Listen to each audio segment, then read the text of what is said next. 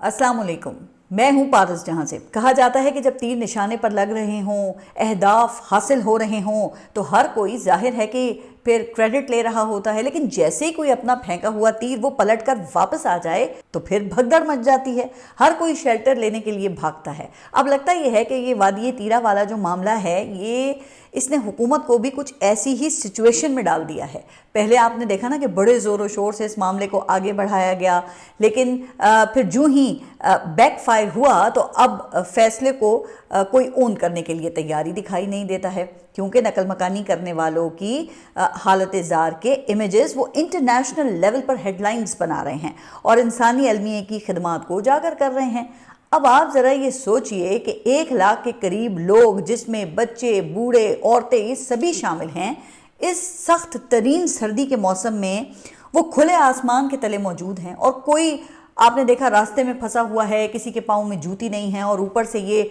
तूफ़ानी बर्फ़बारी, जिसके बाइस इंसानी जानें वो शदीद ख़तरे में हैं। ऐसे में अगर हुकूमत ये नकल मकानी के फ़ैसले को कबूल करती है तो फिर इसके सियासी असरात होने हैं और ज़ाहिर है कि इस फ़ैसले की सेहत पर सवालात उठेंगे कि भाई ये कैसे ज़रखेज़ दिमागों की मनसूबा बंदी थी जो वेदर फोरकास्ट को भी मद्देनज़र नहीं रख सकी। अच्छा, यहाँ से बात जो है वो फिर नीयत के ऊपर जाएगी ना कि कहीं जानबूझकर तो ऐसा नहीं किया गया। लेकिन अगर हुकूमत कबूल नहीं करती और इससे साफ इनकार करती है तो फिर जो ग्राउंड रियलिटीज़ हैं उसको ये कैसे जुटलाएंगे। वो आला सतही मुलाकातें, मुआहदे और हुकूमत की जानिब से दिए गए उन बयानात का ये क्या करेंगे जिनमें तहरीक इंसाफ का मजाक उड़ाया जाता था कि इनकी क्या औकात है, लगे रहते हैं ये तो, लेकिन ऑपरेशन नहीं रुकते। अच्छा, इस हवाले से मैं अपने गुज़िश्ता व्लॉग में ख्वाजा आसिफ के एक बयान का हवाला भी दे चुकी हूँ, जब कौमी असम्बली के इजलास में MNA इकबाल आफरीदी ने मौसूफ की तवज्जो तीरा ऑपरेशन और नकल मकानी की तरफ दिलाने की कोशिश की थी। तो ख्वाजा आसिफ ने बड़े रौनत भरे लहजे में कहा था कि हम ऑपरेशन कर रहे हैं, बिल्कुल कर रहे हैं और तुम रोते रहोगे। अब आप अल्लाह की कुदरत देखिए कि ख्वाजा आसिफ को इस मसले पर प्रेस कॉन्फ्रेंस करके खुद रोना पड़ गया है, चूँकि कोई दूसरा चारा जो नहीं था, और जब कोई दूसरा चारा ना हो ना तो फिर पहले की ही बार बार जुगाली करनी पड़ती है। अब वही कुछ इस वक्त ख्वाजा आसिफ और दीगर वुज़रा कर रहे हैं, जिसका मैं अभी इस व्लॉग में 1 बाय 1 जायज़ा लेती हूँ। लेकिन इससे पहले अहम सवाल ये है कि वुज़रा को ये प्रेस कॉन्फ्रेंस करने की आखिर ज़रूरत या नौबत क्यों पेश आई? क्या उन्होंने खुद से ये फ़ैसला किया या ये फ़ैसला सामने लाकर खड़ा किया गया कि लें अब ओनरशिप इसकी? तो जनाब, ये अलग से एक दिलचस्प कहानी है जिसको ज़ाहिर है कि जाने बगैर पूरी तस्वीर वाज़ेह नहीं होती ना। अच्छा, याद रहे कि गुज़िश्ता हफ्ते मैंने कौमी असम्बली में गज़ा अमन बोर्ड की शमूलियत के फ़ैसले पर वुज़रा के उमूमी अदम दिलचस्पी की बात की थी। कहा था कि इस फ़ैसले के दिफा में कोई सामने आने को तैयारी दिखाई नहीं देता है। फिर खदशा जाहिर किया था कि शायद हुकूमती लोग इस फ़ैसले की सियासी ओनरशिप लेने से कतरा रहे हैं। लेकिन फिर एक अहम शख्सियत ने सहाफ़ियों को ब्रीफ़ किया, जहां इस फ़ैसले के तनाजुर और इसके स्कोप की तसल्ली बख्श वजाहत पेश की गई और जिसमें कहा गया कि ऐसे फ़ैसले सियासी हुकूमत करती है जिसको सब फॉलो करते हैं, और एग्जैक्ट यही बात वो मैंने भी रिपोर्ट की थी। अच्छा, इस मुलाकात के बाद फिर हमने देखा कि वज़ीर आज़म का बयान आया कि गज़ा अमन बोर्ड में शमूलियत का फ़ैसला काबीना ने किया है। हालांकि काबीना के आखिरी इजलास के एजेंडे पर और ना ही प्रेस रिलीज़ में इस बात का कोई दूर दूर तक जिक्र खैर नहीं था। लेकिन बहरहाल किस्सा मुख्तसर कि मेरी इस बात की तो तस्दीक हो गई कि वुज़रा की ये हरकतें ये सख्ती के साथ नोट की जा रही हैं। अच्छा, अब वो कैसे? तो वो ऐसे कि अभी ये गुज़िश्ता रोज़ सीनियर सहाफ़ी अंसार अब्बासी की एक खबर शाया हुई है जिसमें बताया गया है कि वुज़रा की जानिब से काबीना डिवीज़न के ज़ाब्ते अखलाकी खिलाफवर्जियाँ मामूल बन गई हैं। लिहाजा फिर किसी का नाम लिए बगैर उमूमी तौर पर एक लंबी चौड़ी चार्जशीट बनाई गई कि कौन कौन से ज़ाब्ते अखलाक की और कैसे कैसे खिलाफवर्जी होती है। तो इसमें कुछ लाइंस जो थी वो बड़ी ही मानी खेज थी। मसलन इस न्यूज़ स्टोरी में कहा गया कि ज़ाब्ते के मुताबिक वुज़रा पर इज्तमाई ज़िम्मेदारी के उसूल की पाबंदी लाजिम है, यानी काबीना के फैसलों की एलानिया हिमायत वुज़रा की आईनी जिम्मेदारी है। अगर किसी को कोई फ़ैसला पसंद नहीं तो इस्तीफ़ा दे, लेकिन इसके बरक्स अमलन देखा यह गया है कि काबीना के अरकान टीवी इंटरव्यूज़, सियासी जलसों और सोशल मीडिया पर हुकूमती फ़ैसलों से अलहदगी इख्तियार करते नजर आते हैं, खुसूसन गैर मकबूल पॉलिसियों से फासला पैदा करने की कोशिश करते हुए, लेकिन अपना ओहदा छोड़ने यानी कि इस्तीफा देने से गुरेज करते हैं। अच्छा, फिर जब गुज़िश्ता रोज़ ये खबर शाया हुई ना तो दोपहर से पहले वजारत इत्तलात की जानिब से इस्लामाबाद में मौजूद करंट अफेयर्स प्रोग्राम के एंकर पर्सन से राब्ता किया गया। सबको दावत दी गई कि भाई आज शाम को वज़ीर दिफा ख्वाजा आसिफ तीरा मसले पर नहायत اہم پریس کانفرنس کرنے جا رہے ہیں، لہٰذا آپ کی موجودگی وہ بڑی ضروری ہے۔ اور پھر جب شام میں آپ نے دیکھا کہ خواجہ آصف اپنے 2 ساتھیوں کے ساتھ پریس کانفرنس کرنے آئے تو واضح طور پر یہ لگا کہ جیسے زبردستی کا معاملہ ہے اور شرط پوری کرنے کے لیے آئے ہیں، کیونکہ نہ کوئی تیاری تھی اور نہ ہی کوئی ان کے پاس دلیل۔ اچھا، اس بات کا اندازہ پھر اس بات سے لگایا جا سکتا ہے کہ جب سخت سوالات کی بچھاڑ شروع ہوئی نا تو ٹی وی چینلز نے ان وزراء کے بجائے وہ دوسری طرف یعنی کہ دوسری ونڈو میں ڈاکٹر فاروق ستار کو دکھانا وہ زیادہ مناسب سمجھا، جن کی سب سے بڑی شکایت یہ تھی کہ بلاول مجھے ملاقات کے لیے وقت نہیں دیتے ہیں۔ تو اس کا ذکر تو آگے اسی ولاگ میں کرتی ہوں، اور جناب یہ بھی اپنی جگہ ویسے ایک لطیفہ ہے۔ اچھا، آپ ذرا غور کریں کہ یہ ٹی وی چینلز یہ پنجاب حکومت کی ترجمان کو تو آئے روز گھنٹہ گھنٹہ پریس کانفرنس میں دکھاتے رہتے ہیں، اور وہاں پہ خواجہ آصف کو تھوڑی ہی دیر بعد اسکرین سے ہٹانا پڑ گیا۔ ہو سکتا ہے نا کہ شاید خدشہ پیدا ہو گیا ہو کہ بھئی کوئی ایسی ویسی بات ہی نہ کر جائیں جس سے لینے کے دینے پڑ جائیں، لیکن خواجہ آصف ہوں اور ایسی بات نہ کریں، یہ کیسے ہو سکتا ہے؟ اب وزیر دفاع نقل مکانی کے فیصلے کو اون کرنے سے تو رہے، لیکن فیصلے کی ذمہ داری کھل کر صوبائی حکومت پہ بھی ڈال نہیں سکتے تھے، چونکہ جن لوگوں نے مقامی جرگے سے معاملات طے کیے تھے نا، اس کا انکار یہ کیسے کریں؟ لہٰذا پھر خواجہ آصف نے میکینیکل جواب دینے کی کوشش کی کہ مقامی مشیران کا جرگہ پہلے ٹی ٹی پی سے ملا، پھر صوبائی حکومت سے ملا، دونوں سے مذاکرات کامیاب ہوئے تو صوبائی حکومت نے نقل مکانی کے لیے 4 ارب روپے کا پیکج طے کیا۔ یہ کہہ کر پھر وزیر دفاع نے یہ پوچھا کہ اس میں فوج کہاں سے آ گئی، کیونکہ فوج نے تو عرصہ دراز سے آپریشنز ترک کر دیے ہیں اور اب وہ صرف آئی بی اوز کرتے ہیں، اور خواجہ آصف کے مطابق وہاں تیرا میں تو آپریشن کا سوال ہی پیدا نہیں ہوتا۔ اچھا، ویسے خواجہ آصف نے جس آسانی سے یہ بات کی ہے نا، تو مجھے اس بات کا یقین ہو گیا ہے کم از کم کہ قومی اسمبلی میں اقبال آفریدی کو دھمکی دینے والا شخص بھئی وہ خواجہ آصف نہیں ہو سکتا، یہ کوئی ان کا ڈبل ہے جو قومی اسمبلی میں بھی چلا گیا ہو سکتا ہے نا۔ تو اب آپ پوچھیں گے کہ وہ کیسے؟ تو وہ ایسے کہ 2024 سے خواجہ آصف ہی وزیر دفاع ہیں، تو اب جو بات عرصہ دراز سے ترک کی جا چکی ہو اس کا اعلان وہ قومی اسمبلی کے فلور پر کیوں کریں گے؟ تو میرا یہ خیال ہے کہ اس بات پر جو اسپیکر قومی اسمبلی ہیں ایاز صادق، ان کو تحقیقات کرنی چاہیے کہ خواجہ آصف کے روپ میں کہیں کوئی سٹرینجر کوئی پرینک تو نہیں کر گیا۔ ویسے جس نے بھی کیا ہے نا، قومی اسمبلی میں ایسا پرینک کرنا نہیں چاہیے، لیکن جو ہائبرڈ اور ڈبل کا فرق کرنے سے قاصر ہوں ان کے ساتھ پھر ایسے ہی ہوتا ہے۔ اب ایک طرف موصوف کہتے ہیں کہ نقل مکانی معمول کا عمل ہے جو ہر سال صدیوں میں ہوتی ہے، وہ جس کو ثابت کرنے کے لیے ساتھ بیٹھے جو وزیر اطلاعات ہیں عطا تارڑ، وہ ٹائم مشین میں بیٹھ کر 1880 کی وادی تیرا میں چلے گئے اور وہاں سے وہ انگریز سرکار کی کمپنی بہادر کا ایک گیزٹ وہ ساتھ لے آئے، جس کے مطابق اس علاقے میں 19ویں صدی میں بھی ہر سال اکتوبر کے مہینے میں نقل مکانی ہوا کرتی تھی۔ اچھا، جب اتنی دور کی کوڑی لانے پر وزیر اطلاعات کو یاد کرایا گیا کہ جناب اس وقت ہم اکتوبر میں نہیں جنوری میں بیٹھے ہوئے ہیں، تو موصوف نے فوراً توجہ پیش کی کہ کلائمیٹ چینج کی وجہ سے موسم بدل گیا ہے نا۔ ویسے کلائمیٹ تو واقعی چینج ہو گیا ہے، بلکہ چیلنج بن گیا ہے، اور اس عمل میں صدیاں لگی ہیں، لیکن یہ صدیاں بھی سرکار کا کچھ نہیں بگاڑ سکی، کیونکہ یہاں آج بھی انگریز سرکار کے گیزٹ سے ہی کام چلانے کا رواج ہے۔ اب مجھے سمجھ نہیں آتی کہ ایک جانب آپ دیکھیں کہا یہ جاتا ہے کہ نقل مکانی صوبائی مسئلہ ہے، صوبائی حکومت کی نالائکی ہے، جسے وفاقی حکومت کے مطابق اپنے سیاسی مفاد کے آگے کچھ بھی نظر نہیں آتا، لہٰذا وہ یعنی کہ پاکستان تحریک انصاف کی حکومت اس معاملے پر سیاست کر رہی ہے۔ چلیں، اس سے تو یہ سمجھ میں آتا ہے نا کہ اب صوبائی حکومت پر آپ ملبہ ڈالنا چاہتے ہیں، لیکن ساتھ ہی تاریخ سے نقل مکانی کو معمول ثابت کرنے کی کوشش بھی کرتے ہیں۔ تو پھر یہاں پہ یہ سوال اٹھتا ہے کہ آپ پریس کانفرنس میں کیا باور کرانے آئے تھے؟ تو جناب اس حوالے سے نہ تو یہ کچھ باور کرا سکے ہیں اور نہ ہی کچھ ثابت کر سکے ہیں۔ اب پتہ نہیں کہ انصار عباسی صاحب کی جو سٹوری ہے اس میں جو ضابطہ اخلاق بیان کیا گیا تھا، کیا وزراء کی گزشتہ روز کی جو پریس کانفرنس ہے وہ اس پر پوری اترتی ہے یا نہیں؟ اب اگر کوئی مجھ سے پوچھے تو معذرت کے ساتھ خواجہ آصف وہ ایک بار پھر فیل ہو گئے ہیں، کیونکہ ان کی پریس کانفرنس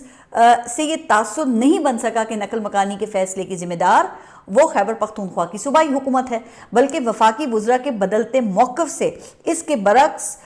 خیال کو تقویت ملی ہے، اور شاید یہی وجہ ہے کہ پھر پریس کانفرنس کے بعد جو حکومتی حلقے ہیں وہ یہ کہہ کر اس بحث کا رخ موڑنے کی کوشش کرتے رہے کہ مسئلہ یہ نہیں کہ تیرا میں رضاکارانہ انخلاء کا فیصلہ کس نے کیا، بلکہ اصل مسئلہ یہ ہے کہ عارضی طور پہ نقل مکانی کرنے والوں کی دیکھ بھال اور تحفظ میں صوبائی حکومت کیوں ناکام ہوئی ہے۔ اچھا، اب صوبائی حکومت کی بات آئی ہے تو پھر ان کا موقف بھی آپ کے سامنے رکھ دیتی ہوں۔ وزیر اعلیٰ سہیل آفریدی نے ایک ویڈیو پیغام جاری کیا ہے جس میں انہوں نے یہ کہا کہ کور کمانڈر اور IGFC کی سربراہی میں 24 رکنی کمیٹی تشکیل دی گئی۔ اس 24 رکنی کمیٹی میں آفریدی قوم کے بڑوں کو یہ کہا گیا کہ آپ لوگ گھروں کو خالی کریں چونکہ ہم آپریشن نہیں کر سکتے۔ آفریدی قوم نے کمیٹی ممبران سے اتفاق نہیں کیا، لیکن انہیں مجبور کیا گیا کہ برف باری کے موسم میں اپنے گھر بار خالی کریں۔ میں بار بار واضح کرتا رہا ہوں کہ جس علاقے میں آپریشن کیا جا رہا ہے وہاں برف باری کے باعث جانور بھی زندہ نہیں رہ سکتے۔ اب نقل مکانی کرنے والے بوڑھے، بچے اور خواتین پوری دنیا دیکھ رہی ہے اور برف باری کی وجہ سے آپریشن بھی نہیں ہو پا رہا۔ اچھا، اب سہیل آفریدی کے مطابق یہ بیان جاری کرنا کہ لوگوں نے اپنی مرضی سے نقل مکانی کی ہے، اس سے صوبے، وفاق اور اداروں کے درمیان تناؤ پیدا کرنے کی بھی کوشش کی گئی ہے۔ اس کے بعد پھر سہیل آفریدی نے یہ اعلان کیا کہ اتوار کے روز 2 بجے وہ ضلع خیبر میں بسنے والے تمام اقوام کا جرگہ بلا رہے ہیں جس میں پوچھا جائے گا کہ آپ اپنی مرضی سے بے دخل ہوئے یا زبردستی گھر چھوڑنے پڑے آپ کو۔ اب یقیناً وزراء کی پریس کانفرنس کے بعد یہ جو معاملہ ہے، یہ مسئلہ جو ہے وہ مزید گھمبیر ہو گیا ہے، لیکن دوسری طرف وزیر اعظم شہباز شریف کے مشیر برائے KP امور اختیار ولی نے بیانیے میں کچھ زیادہ ہی بارود ڈالنے کے چکر میں اپنی بوکھلاہٹ ہی اڈیل دی ہے۔ وہ یہ کہتے ہیں کہ صوبائی حکومت نے جان بوجھ کر انخلا کروایا تاکہ ان لوگوں کو 8 فروری کے احتجاج کا ایندھن بنا سکے۔ تو اب اس بات سے تو اندازہ ہوتا ہے کہ اصل ڈر، خوف وہ 8 فروری کا ہے، جس کی وجہ سے عمران خان کی ملاقاتوں پر 2 ماہ سے پابندی ہے۔ گزشتہ روز بھی کئی گھنٹے تک آپ نے دیکھا کہ پاکستان تحریک انصاف کے اراکین نے عمران خان کی بہنوں کے ہمراہ اڈیالہ جیل کے باہر دھرنا دیا، لیکن ابھی ملاقات کا حکم نہیں آیا۔ اس حوالے سے یہ دعویٰ کیا گیا ہے کہ بیرسٹر گوہر کو اکیلے ملنے کی اجازت دی گئی اور وہ اڈیالہ کے گیٹ تک بھی چلے گئے تھے، لیکن انہوں نے شرط عائد کی کہ کسی فیملی ممبر یا وکیل کو بھی میرے ساتھ ملنے کی اجازت دی جائے۔ اچھا، اب کیا واقعی ایسا ہوا ہے؟ تو اس کی تصدیق تو صرف بیرسٹر گوہر ہی کر سکتے ہیں، لیکن جو لوگ ذرائع سے خبر دے رہے ہیں نا، وہ یہ تبصرے بھی کر رہے ہیں کہ بیرسٹر گوہر کے انکار کی وجہ سوشل میڈیا پر ہونے والی ٹرولنگ کا ڈر ہے، جس میں ان کے موقف کو ہومیوپیتھک قرار دے کر تنقید کا نشانہ بنایا جاتا ہے۔ تو اب اس بات سے تو لگتا ہے کہ اگر بیرسٹر گوہر کو اجازت نہیں بھی ملی تو کم از کم ایسی خبروں سے پارٹی میں تقسیم کا جو تاثر ہے وہ گہرا ہوتا ہے۔ حالانکہ دوسری طرف عمران خان سے فیملی کی ملاقات وہ اب کہا جاتا ہے کہ انتہائی ضروری ہو چکی ہے، جو کہ کچھ دنوں سے ان کی آنکھ کی تکلیف کے بارے میں بھی خوب قیاس آرائیاں ہوتی رہی ہیں، اور اس دوران پھر شوکت خانم ہاسپٹل کی جانب سے بھی خان صاحب کے معائنے کی درخواست کی گئی، مگر ذرائع سے یہ خبریں پھیلائی گئیں کہ جیل میں ہی ان کی آنکھ کا علاج کیا جاتا ہے اور اس میں پریشانی کی کوئی بات نہیں ہے۔ تو اس طرز عمل پر عمران خان کی بہنوں کا کہنا یہ تھا کہ یہ سب باتیں جان بوجھ کر پھیلائی جاتی ہیں تاکہ لوگوں کے ری ایکشن کا اندازہ کر سکیں۔ بہنوں کی جانب سے یہ وضاحت بھی کی گئی ہے کہ آخری ملاقات میں عمران خان نے آنکھ کی تکلیف کا ذکر نہیں کیا تھا، لیکن علیمہ خان نے ان سے ہونے والے سلوک کا جو موازنہ ہے وہ میاں محمد نواز شریف کے ساتھ کیا ہے، اور کہا کہ 15 مہینے سے عمران خان کے میڈیکل ٹیسٹ نہیں ہونے دیے جا رہے، لیکن جب نواز شریف جیل میں تھے تو ڈاکٹر ان کے سرانے بیٹھ کر پلیٹلیٹس گنتے تھے۔ تو اب اس پر تو میں اتنا ہی کہوں گی کہ سرانے میر کے آہستہ بولو، ابھی تک روتے روتے سویا ہے۔ ویسے بھی کہتے ہیں نا کہ شیر کو سونے دینا ہی بہتر ہے، کیونکہ جاگتے ہوئے خواہ ہرن یا بکرے کا نقصان ہی کرے گا۔ جیسے ابھی بسنت کے اجرا پر پنجاب حکومت نے میاں صاحب کو اشتہار بنا کر اڑانے کی کوشش کی، لیکن لگتا ہے کہ اس معاملے میں بھی اب پریشانی کا سامنا ہے بھائی، جس کی وجہ سے کبھی بسنت کے موقع پر ممنوع گانوں کی فہرست جاری ہوتی ہے تو کبھی پتنگ کا قانونی نئے نقشہ کھینچا جا رہا ہے کہ کہیں عمران خان کی تصویر والی پتنگیں ہی آسمان پر نہ چھا جائیں۔ اچھا، اس حوالے سے سینئر صحافی حامد میر نے ایک ایکس پوسٹ کی ہے جس میں ان کا کہنا یہ ہے کہ حکومت پنجاب ایک طرف بسنت بنا رہی ہے تو دوسری طرف پتنگ کی ساخت پر کئی طرح کی پابندیاں لگا رہی ہے، کیونکہ لاہور میں خاص تصویر والی پتنگ کی بڑی ہی ڈیمانڈ ہے۔ اس تصویر والی پتنگ کے فضا میں ابھرنے سے کچھ لوگوں کو ہارٹ اٹیک ہو سکتا ہے، بلڈ پریشر میں بھی اضافہ ہو سکتا ہے، اس لیے یہ حکم جاری ہوا ہے۔ اب اللہ نہ کرے کہ کسی کو بھی ہارٹ اٹیک ہو، لیکن گزشتہ روز وزیر اعلیٰ پنجاب نے صوبے بھر کے डी सीज़ और कमिश्नर्स के साथ जूम लिंक पर एक मीटिंग की है। अच्छा, जिसका कुछ हिस्सा टीवी पर भी दिखाया गया, जिसमें फायर सेफ्टी की तदबीर और वर्क प्लेस को महफूज बनाने के हवाले से वो लेक्चर दे रही थी, जिसके बाद फिर उन्होंने स्टूडेंट्स की तरह इम्तहान लेने का भी फैसला किया। और सबसे पहले डीसी हाफिजाबाद से पूछा कि बताएं मैंने किन किन इकदाम की निशानदेही की। इसके बाद फिर चकवाल और मुजफ्फरगढ़ के डीसीज़ की बारी आई। सब ने ये कोई 2-2, 3-3 जो पॉइंट्स थे वो बताए, लेकिन जब ये मियाँ वाली के डीसी की बारी आई ना तो वजीर आला ने मोहलत ही नहीं दी। अब अल्लाह ही बेहतर जानता है कि मियाँ वाली का नाम सुनकर या फिर न्यूज़ क्लिप की टाइमिंग का ख्याल करते हुए वजीर आला खुद ही बोल पड़ी। कहने लगी कि किसी ने फायर एक्सटिंग्विशर और स्मोक डिटेक्टर की तो बात ही नहीं की। आप लोगों ने इतने अहम पॉइंट मिस कर दिए, वेरी बैड। मैं जिस तरतीब से बोलती हूँ उसी तरतीब में याद रखना है। ये कहते ही फिर कैमरा कट और न्यूज़ क्लिप ख़त्म। अब सानेहा गुल प्लाजा के बाद अगर सूबाई हुकूमतें हिफाजती इकदामात उठा रही हैं तो देखें फिर ये एक काबिल तारीफ़ अमल है, लेकिन जनाब कानून में हर बात का इंदराज है। इसके लिए इंतज़ामी अफसरान को इकदामात याद करवाने की ज़रूरत नहीं है। हाँ, जो चीज़ चाहिए वो कंप्लाइंस रिपोर्ट है, जिसका कोई जिक्र मुझे तो नज़र नहीं आया। लेकिन चूँकि आजकल सानेहा गुल प्लाजा का मामला भी ये ताज़ा है तो न्यूज़ आइटम भी बनाना है ना। अच्छा, जबकि दूसरी तरफ किन्नू, आलू और गंदम का किसान वो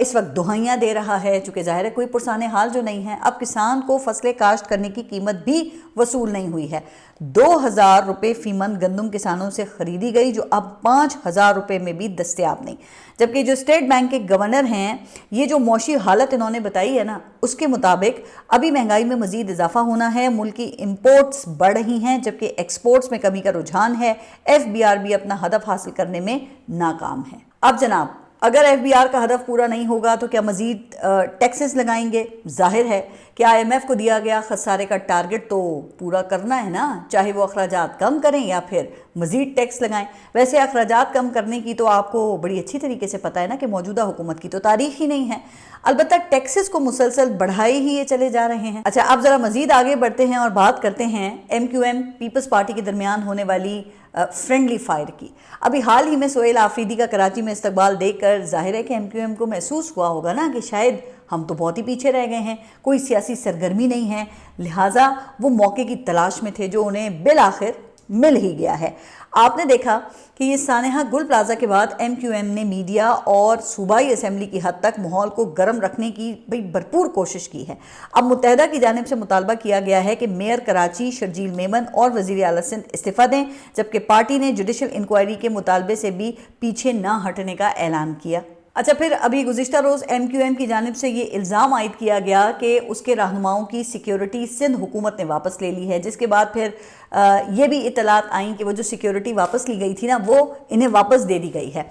अब समझ में नहीं आया कि पहले सिक्योरिटी वापस लेने और फिर दोबारा देने की आखिर वजह क्या है। लेकिन जब मैंने ये प्रेस कॉन्फ्रेंस में फ़ारूक सत्तार को बिलावल भुट्टो से मुलाकात के लिए ये तरले मिन्नते करते हुए देखा ना, और फिर वो शर्जील मेमन से मुतालबा भी कर रहे थे कि अपनी मर्जी का ही कमीशन बना लो, लेकिन खुदा रा बना लो, तो मुझे समझ में आया कि फिर इनको सिक्योरिटी वापस क्यों दे दी गई है। लेकिन पाकिस्तान पीपल्स पार्टी के सेक्रेटरी इत्तलात नदीम अफजल चंद ने एक नई पिटारी ही खोल दी है। वो ये कहते हैं कि गुल प्लाजा में जानबूझकर आग लगाई गई और इसकी वजह बिलावल भुट्टो की ऐवान सदर में होने वाली ब्रीफिंग बनी। अब पता नहीं भाई कि नदीम अफजल चंद ने ये किस पे इल्जाम लगाया है, चूंकि आसिफ अली जरदारी तो अपने बच्चों और मुंह बोले बेटे मोहसिन नकवी के हमरा गुज़िश्ता रोज़ UAE के सदर से मिल रहे थे। तो अब ये मुलाकात ये किस तनाजुर में हुई है ये देखना भी अहम है, चूँकि हाल ही में UAE और इंडिया के दरमियान कुर्बत बढ़ी है और अरबों डॉलर के तिजारती मुआहदे भी हुए हैं। फिर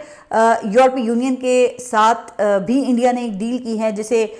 मदर ऑफ ऑल डील्स कहा गया, जिसके तहत यूरोपीय यूनियन के मुताबिक यूरोपियन एक्सपोर्ट्स के तकरीबन 97% पर टैरिफ कम या ख़त्म कर दिए जाएंगे, जिससे सालाना 4 अरब यूरो तक ड्यूटी की बचत हो सके। अच्छा, अब अमेरिका से दूरियों के बाद यूरोप और इंडिया की कुर्बत, यकीनन ये तो एक फितरी अमल है ना, और उम्मीद है कि इस पे हमारा जो फॉरेन ऑफिस है वो भी गौर कर रहा होगा, लेकिन खित्ते में सूरत हाल वो अभी वाज़ेह नहीं हुई है। अब सदर ट्रंप ने भी दावा कर दिया है कि एक बहरी बेड़ा ईरान की तरफ बढ़ रहा है और उम्मीद है कि ایران ہم سے ڈیل کر لے، جبکہ ایران نے امریکی بحری بیڑے کی مشرق وسطی آمد پر اسٹریٹ آف ہرمز میں جنگی مشقوں کا آغاز کر دیا ہے، اور ایران کی جانب سے اعلان کیا گیا ہے کہ اگر امریکی جہاز اس کی حدود میں آئے تو حملہ کیا جائے گا۔ اب دوسری طرف نیتن یاہو وہ بھی ایران کو خبردار کر رہا ہے، جبکہ اس دوران ایران کے صدر اور سعودی ولی عہد کے درمیان بھی اہم رابطہ ہوا ہے۔ کراؤن پرنس محمد بن سلمان نے یقین دہانی کرائی ہے کہ ایران کے خلاف سعودی زمین اور فضا استعمال نہیں ہونے دیں گے۔ تو جناب اب خطے میں ہونے والی یہ جو اہم ڈیولپمنٹس ہیں ان کے پاکستان پر بھی اثرات مرتب ہو سکتے ہیں، جن کا بہتر انداز میں سامنا کرنے کے لیے جو اندرونی انتشار ہے اس کا خاتمہ وہ بہت ضروری ہے۔ تو پھر دیکھتے ہیں کہ اس حوالے سے آئندہ دنوں میں کیا عملی قدم اٹھایا جاتا ہے۔ آپ سب اپنا خیال رکھیے اور اگلے ولاگ تک کے لیے اللہ حافظ۔